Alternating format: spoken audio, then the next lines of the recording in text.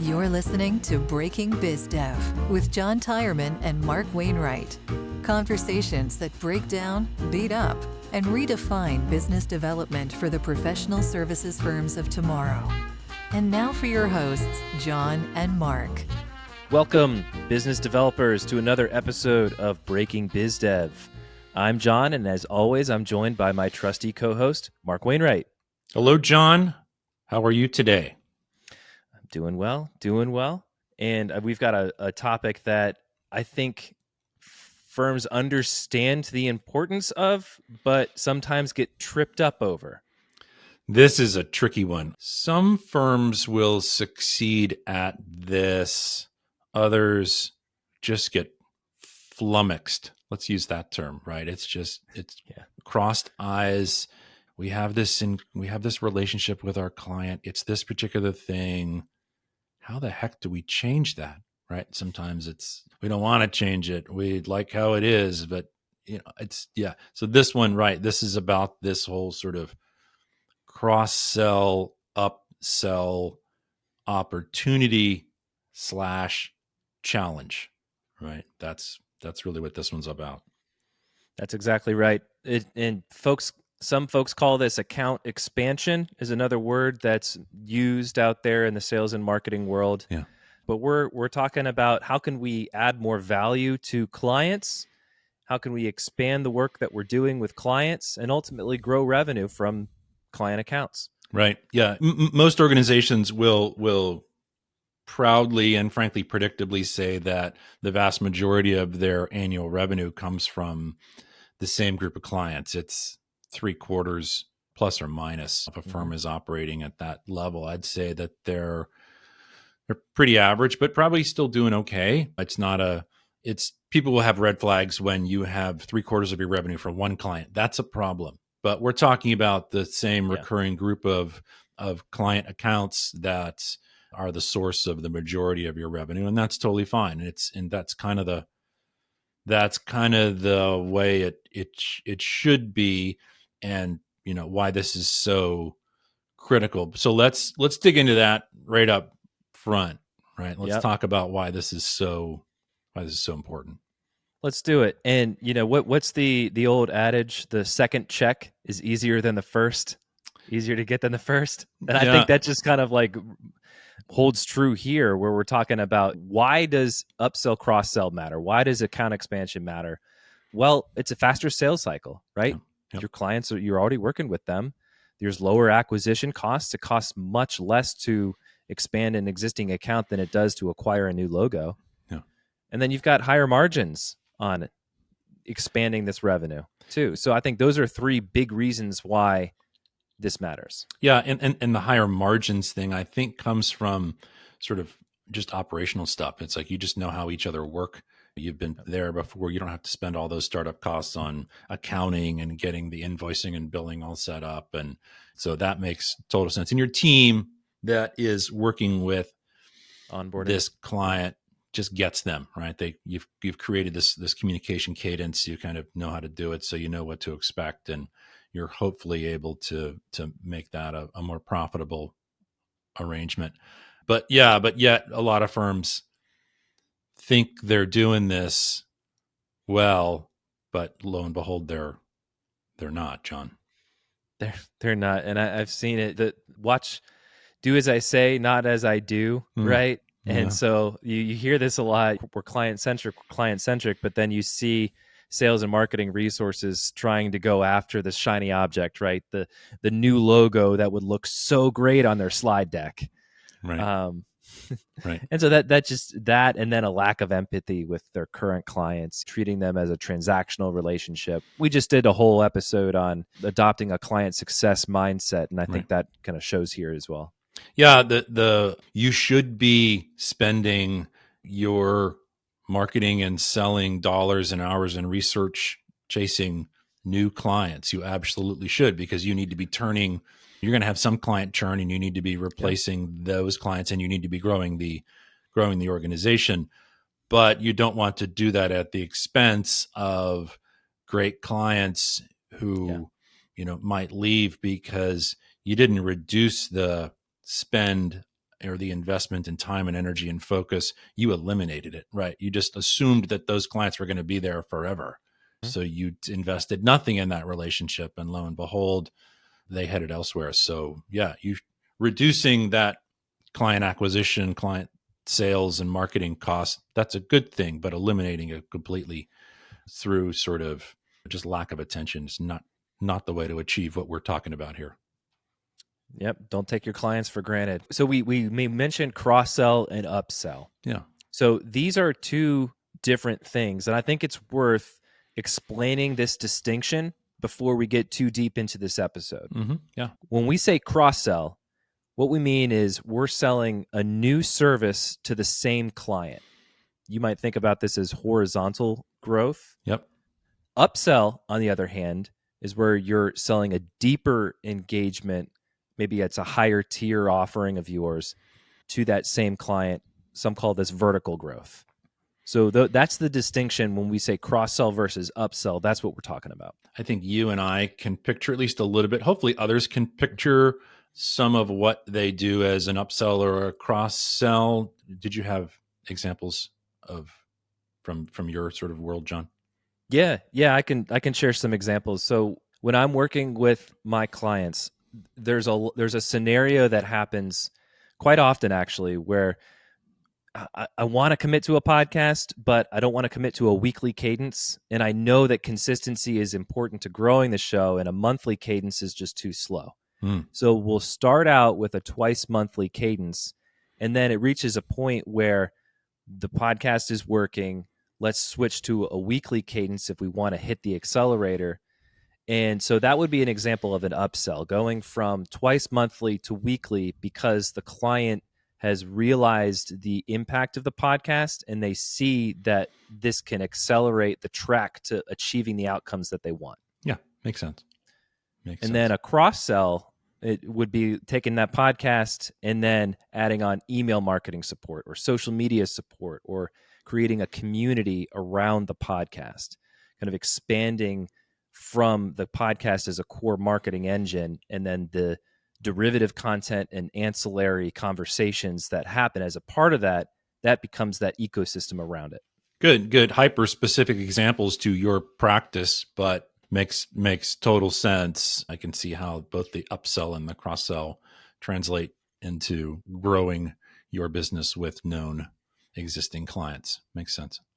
So what about you, Mark, on the sales coaching side of things? Yeah, I had to reach a little bit for this, I think, but I can recall some examples in the past where from an upsell standpoint, because my work happens over a long period of time, but inevitably things can change. So things can change from as initially sort of designed client goals, client desired outcomes can change. So that invariably affects my level of involvement. So we can consider that kind of an upsell. Once you're in, you start understanding that, oh, there's this thing and then there's it just gets bigger, right? You can kind of see how that plays out. And then from a cross-sell standpoint, I generally will work with my clients in kind of a fixed time frame, 10 to 12 months, that kind of a time frame.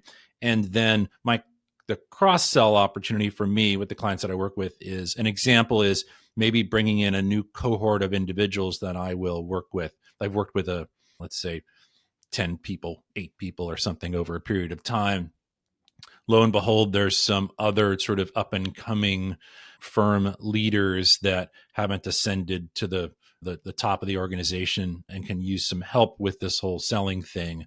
I'll shift to that group and we'll start at it again to help them get prepared to be more comfortable and confident with selling. So those are from our 2 examples from our own world, and hopefully other people can start to paint pictures of what this would look like in their business. I see that as being tied to your clients' outcomes because of a lot of the reasons we've talked about on this show, in where if there's more people within the organization who adopt more of a business development mindset, then it becomes easier for the firm to generate more sales.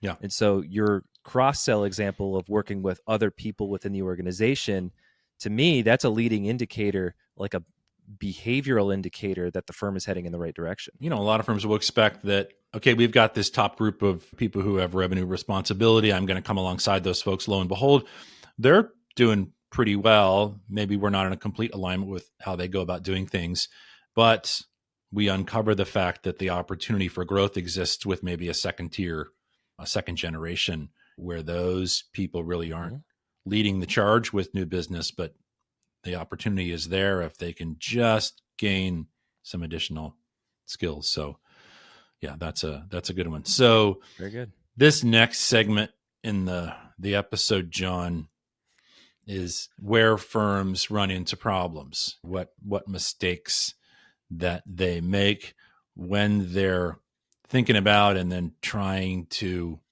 or not trying to, do this cross-sell, upsell.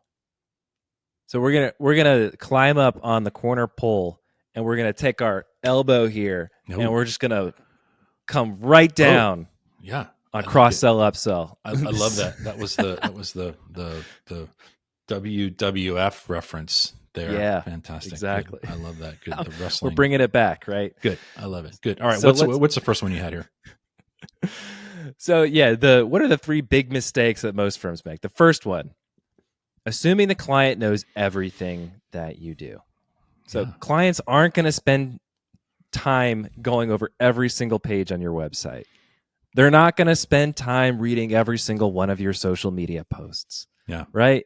They're not going to spend time reading every single one of your marketing emails. They may float in and out of your podcast or newsletter, but expecting them to remember every single one of your services, that's just too high of an expectation to put on your clients. Yeah, got it. Good. So are we just going to we're going to keep hammering away here? Let's keep hammering away. We can do that. Did you have anything to add to that one? No, I think that one was pretty clear, right? It's a lot of firms will look at you a particular way, and it's really hard for them to picture you differently. So yeah, that's a challenge you need to overcome. I'm going to let you keep hammering away here. What was the second one you had written down? All right, so we're just going to beat it up a little bit. So firms fail to empathize or contextualize their offerings. So what I mean by that is a lot of times firm personnel, people in sales and marketing seats, they don't take the time to understand what the clients value. Yeah. And so it's not just from a dollars and cents transactional point of view, but like we talked about this on another episode about the client success mindset, where it's like, what are their career aspirations? What are their personal desires and goals? What's the relationship like between them and their manager, right? And that can help shape and form what your point of contact in that client account, what they value as an individual. Yeah. Because that's important, not only to delivering value to the client organization as a whole, but to your immediate point of contact to help develop a champion. Yeah, this is good. And I love the framing on this, because we're here talking about the cross-sell and upsell, which means we're already in the client account. We're working with whoever inside that organization. We think there's a there. Maybe we think there's some success. We run at them hard with all of the stuff, all the other stuff, but we fail to listen and truly understand what's important to them, what they place value on. So that's the interim step that says, wait, before you go running at them with your 20 other services, you need to understand what's actually what they care about. And once you've understood what they care about, now you can revisit what you do and say, oh, these 6 things don't matter, but there's these 2 things that are perfect. And then taking it a step further, contextualizing that offer in your next proposal to address the value that you understood or that you heard or gleaned from the client. Yeah. So for example, like, is there another way that you could position your current offering? Like, instead of project management services, is it the on-time build program? Or instead of client accounting services, or CAS, which is a big buzzword in the accounting industry, it's cash flow and decision support. Yeah. Very clear what the outcome is there, because clients don't know what client accounting services is. Accountants do, clients don't. Gotcha. Interesting. Yeah. No, I love the you can then take your services and contextualize them and make them personal for the clients, so the Right. clients can understand what they are. And you're already in there. I mean, you're already in the door, right? You're already working with them. You're seeing what's going on inside their business, so you can really make this stuff personal for them. So yeah, makes sense. So that's the mistake. We fail to do that, right? All right. That's so right. what was your third one? All right, this one is it's not the elbow coming down. That we're taking the chair, right, in the wrestling arena, and we're just bashing it over. I love this. Like out of thin air, you pull this wrestling metaphor. It's good. All right. So It's spontaneity. Here comes the chair. Right? So this is the fear of selling. Oh yeah. Right. Yeah. So people that are in a position to where they can have these conversations with clients, there's this inherent fear of disrupting the relationship that's there, right? I don't want to rock the apple cart, right? Because if I think it's a tip the apple cart, rock the boat. Yeah. Oh, I'm guilty of mixing. No, metaphors. you still have that wrestling thing kind of going on in your head. You're yeah. So we're tipping carts, we're rocking boats, right? Rocking the ring. There we go. Or the octagon. Point well taken, though, right? You don't want to seem salesy, right? So you're in the organization. You don't want to do anything that would tarnish the relationship at all, which generally, to me, says we've got, again, sort of the order of operations kind of mixed up in that if you just assume you're going to be in the client account, doing work with them, see an opportunity for an upsell or cross sell, you're going to go and whip out the pitch deck, right? That's not what you do, right? You actually go to them and say, hey, these are the things that I'm observing. This is what I understand. I've been with you long enough. These are the things that I understand to be your situation and potential needs. Here you go. Did I get that right? That's the first step, right? So instead of being salesy, you just lay it out for them, and then hopefully they say, "Oh yeah, you're absolutely right." Well, what do you think about that? Then you can start talking to them about solutions. But there you go. I like that. Well, it's leading with from a place of empathy and curiosity and inquiry, which is we've talked about that ad nauseum on this podcast. Yep. And then like waiting for that absolute perfect moment in time to make the ask, too. Yeah, I love that. Yeah. I'm curious, Mark, from your point of view, because you're working with a lot of people that do sales or are in a sales seat. Which of these do you see kind of crop up most frequently? Yeah, probably the third one, because I tend to work with a bunch of doers, sellers, as we call them. These are the experts inside the organization who have some revenue responsibility, and they are totally fearful of coming off as salesy. So they will completely miss the conversation, and they'll miss the conversation for a number of reasons, not the least of which is that last one you mentioned, is that they're waiting for the perfect moment, right? They're waiting for a particular milestone. They're waiting till some previous work or current work is wrapped up. And that's the terrible time to be doing it. You need to be doing it well in advance of that. I mean, historically, like thinking about my own practice, I will start having conversations with clients about sort of, hey, so here's some things I'm seeing. Here's some opportunities I think for a part 2, phase 2, whatever else. So we start having those conversations well in advance of actually finishing things up. So, and that's totally appropriate because it takes decision making on that sort of stuff. It takes time. So yeah, that third one is the one I see the most. How about you? I can only speak from my experience working in a sales seat myself and working alongside other sales folks. I don't really consult with my clients in a sales capacity very much. Yeah. But from a marketing perspective, the first one really kind of resonates with me, assuming the client knows everything you do. Yeah. You know, that's something that is marketing's responsibility, to making sure that the client understands what it is that you want to do. So let's talk about how firms can approach upsell, cross-sell without feeling sleazy, without feeling gross, without feeling salesy. You're listening to Breaking Biz Dev, the podcast that beats up, breaks down, and redefines business development for the professional services firms of tomorrow. Your hosts are John Tyerman, founder of Red Cedar Marketing, the podcast marketing company for experts and professional services firms, and Mark Wainwright, principal consultant and founder of Wainwright Insight, the fractional sales manager and sales consultant to professional services firms. If you find this podcast helpful, please help us by following the show and leaving a review on Apple Podcasts. And now, back to the show. You alluded to it a little bit, Mark, in terms of like having these conversations and building up to that next contract or expanding scope of work. Yeah. So let's wade into that. Yeah. Well, the first thing that you mentioned here is one of the things that's sort of top of mind for me on our sort of list of things we want to touch on here is that you got to find the right person.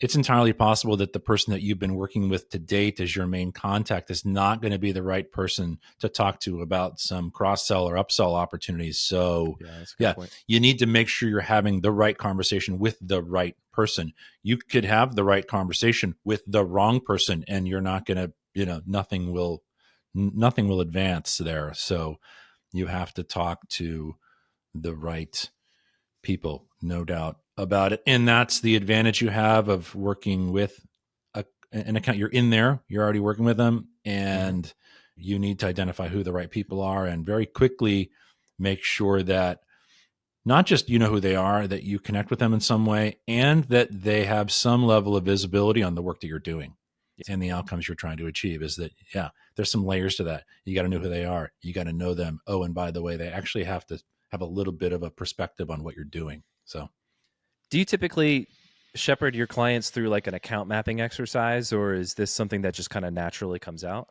Well, I'm fortunate that the work that I do enters at the top of the organization. So I'm not necessarily working with people lower in the organization. Sometimes people lower in the organizations will introduce me to others, but typically we use that example of an engagement meeting that we have as regular sort of check-ins where we're working on the engagement, not in the engagement. Is that is always held with the person or people who can say yes or no to a next phase, right? So note to self, folks out there. Yeah. Okay. Yeah. No, go ahead. I didn't mean to cut you off. No, it's fine. It's fine. I just wanted to put a fine point on that is that, you should be adopting the practice of regularly interacting with people who, are the decision makers. How about your clients though, when they're selling or expanding services, are they finding that challenge of finding the right person? Oh, huge.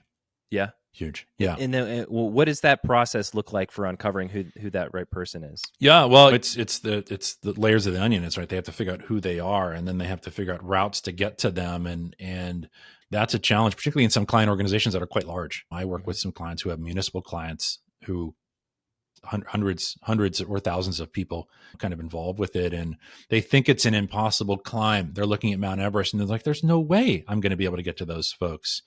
But I think it's totally possible, particularly if you're able to, we talked about this in a previous episode, if you're able to establish and maintain a really client-centric sort of message and approach and sort of mindset, is that, guess what? The people higher and higher up in your client organization love to hear that, love to hear sort of these client-focused, results-focused stories or information. Is that the people oftentimes you're working with directly are the ones who love the bullet points, right? Their boss and their boss's boss are people who love the client-centric stories. They're those folks. So yeah, that's a big visionaries. Yeah. Yep.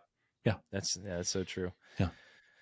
So, all right, I think we've covered finding the right people, talking to the right people, and how, there are layers to that onion to understanding who those are within the organization. Mm-hmm.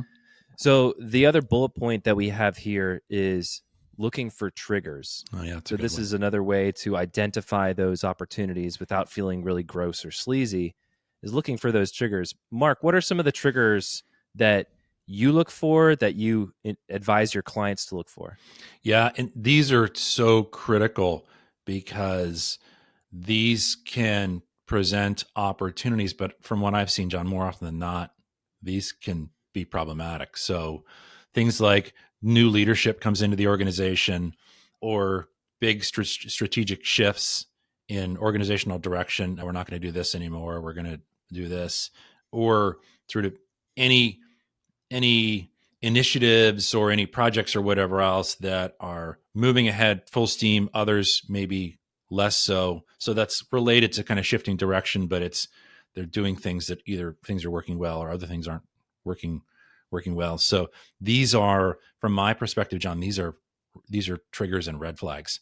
These are a big deal, because if you're in the organization, right, and you're seeing some of these things happen, new leadership and everything else, you have to be well out in front of that, or you're just going to get sort of caught up in the wake of all of this, which is a bit of a challenge. Most people will look at this kind of with some fear. They're like, oh, with all these big changes have happened, it's like, what do I do? And all of a sudden the wave crashes over them, and here we are with our metaphors again. And they're gone, and that's it, right? So yeah, this is a huge one. All I can think of is our wrestling metaphor. You think you've got them knocked out, and they just come up right behind you. Yeah, yeah. Blindside you. Yes, this is a total blindside.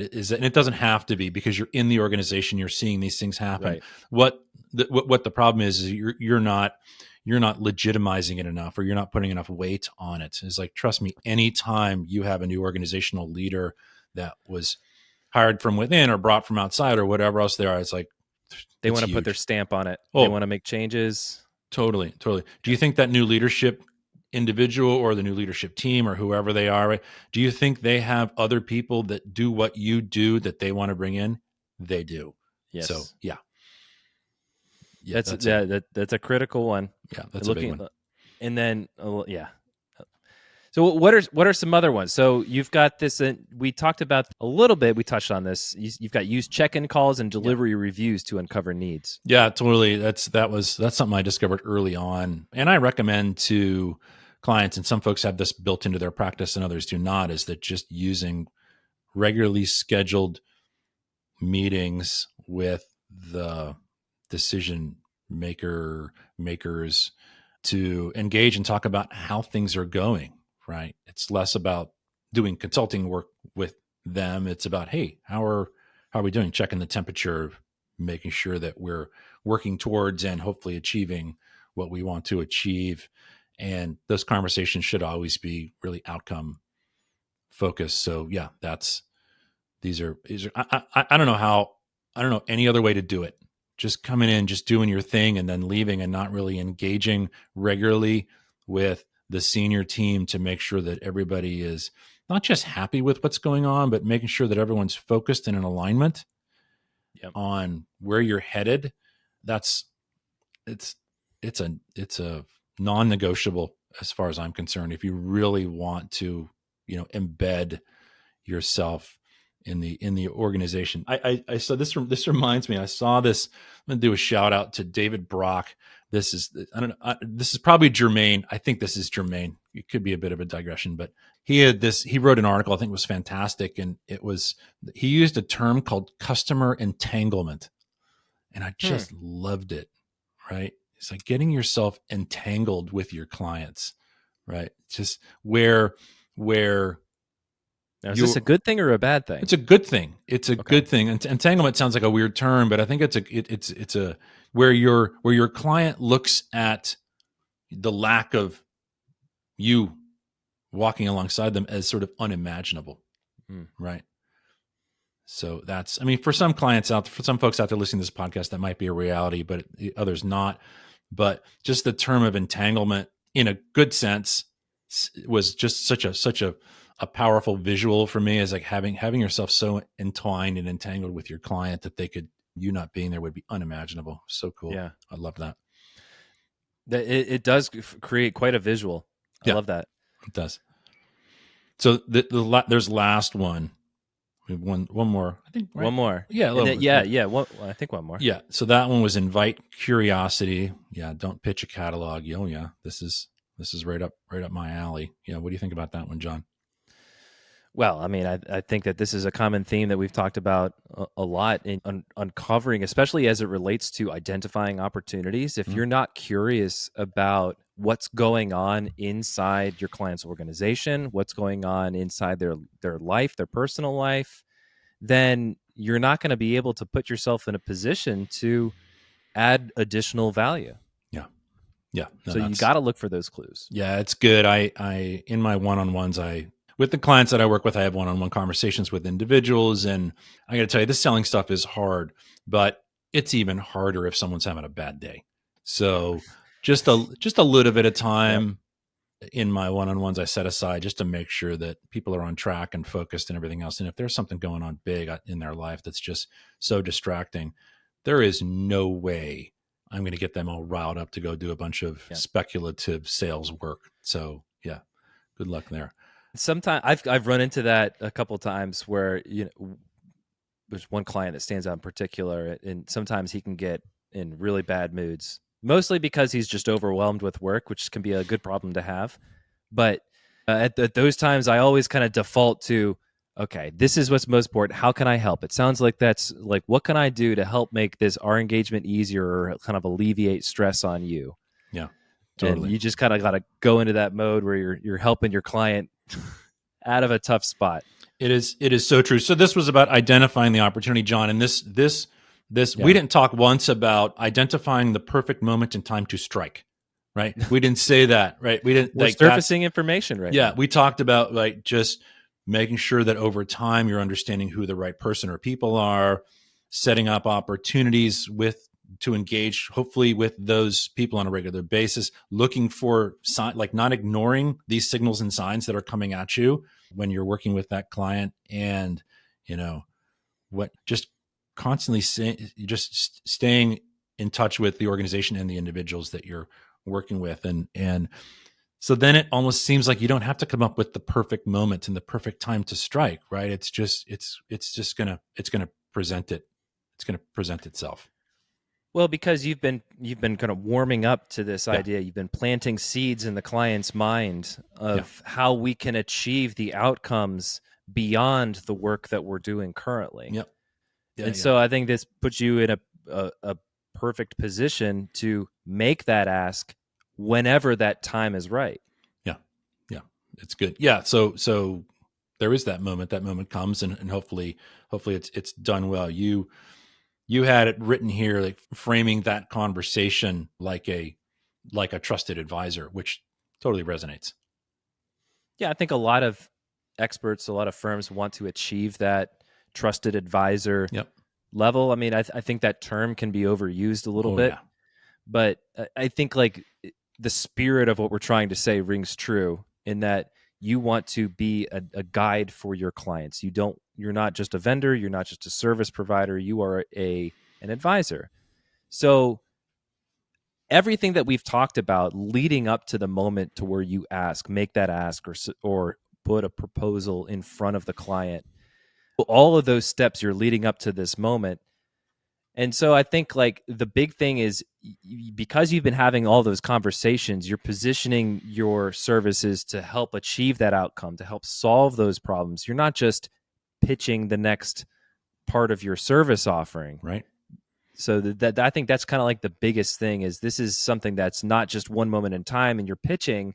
This is the outcome of many small conversations that have led to this moment. Yeah. And you have another note here that you have the opportunity because you know them to present it in their language, to reframe it. It doesn't sound like you. It sounds like them, right? Mm-hmm. So it's in their language. There's no salesy, jargony stuff. It's just it's written how they would write it. It's said how they would say it. So it's perfect. So that's a great point. And the last one you had here is that we've done all this stuff leading up to this time where it's easy to say yes, right? It's easy. It's super, super easy for them to say, of course. Absolutely.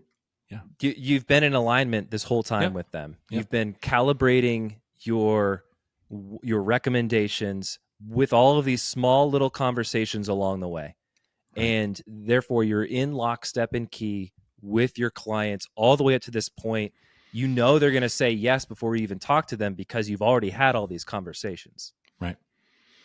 Yeah. So this we'll wrap up here in a sec here, but this all leads to like, and we've touched on it again and again and again. And this is that, and this is only going to happen if you habitualize this, if you ritualize it, if you make it kind of a regular thing. So yeah. So unfortunately, it means that if you're listening to this and you've got your big sort of phase 2 pitch tomorrow and you haven't laid the groundwork, then You're in a tough spot. Yeah, you're in a tough spot. You're going to have a very steep hill to climb, and you might want to rethink your timing on that. So yeah, so we're summing some of this stuff up here. So we have to habitualize, systematize these client interactions, reviews, feedback, client engagement meetings, like I call them, making sure that you're prepared for these types of interactions. That's super else. What else did you have kind of written down? I think part of like what goes into that is what are the questions that you have that would help you, and have those questions top of mind. And then also, like, what are the questions that you could ask that could help kind of like uncover what the client's not saying? Yeah.